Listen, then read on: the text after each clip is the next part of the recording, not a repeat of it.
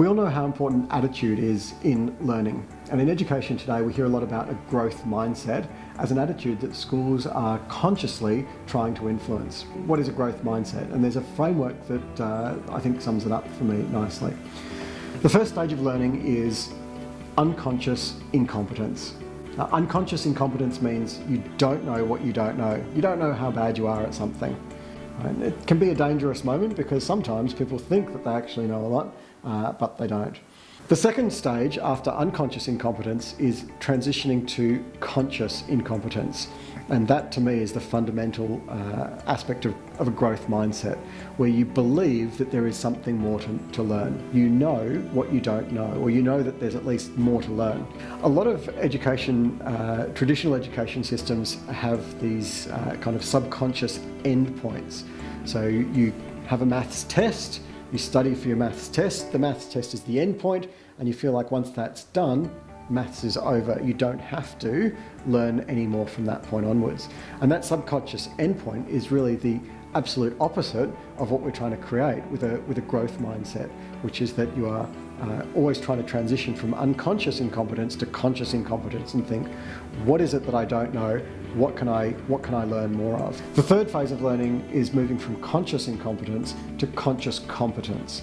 And that's when you're starting that journey of deep learning, where you're actually have in your head some theory, but you can't quite put it into practice yet. So you really have to consciously think about and battle over whatever skill or knowledge that you're trying to repeat. That conscious competence phase eventually morphs into the fourth and final stage, which is unconscious competence. And unconscious competence is where you just know something, where you can execute something without even thinking. So many of us will have jumped in a car, drive home and think, oh, I can't remember that trip at all. How did I get there? And you were able to do those actions, to drive that vehicle in an unconscious manner.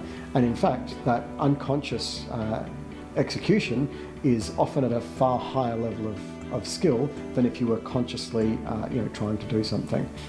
So that kind of illustrates the two stages of learning, the first of which is kind of a theoretical understanding, and that's when you're at your sort of conscious competence, and then into a transactional capability, which means that you can actually execute on that and you become unconsciously competent.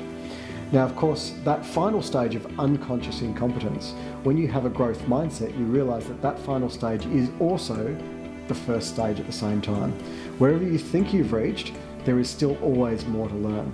And so at that final stage, you're also unconsciously incompetent. You don't know what you don't know yet. Having a growth mindset just means that you're never-ending spiral of upwards learning through your whole life. And the beauty of a number of extracurricular or enrichment activities is that they have that system of learning built in, so it can't be avoided. So karate or chess, for example, there is no end point, there is no finish point. So if you get a black belt in karate, you know that that is the start of your journey, not the end of your journey. And to me, that's what a growth mindset is.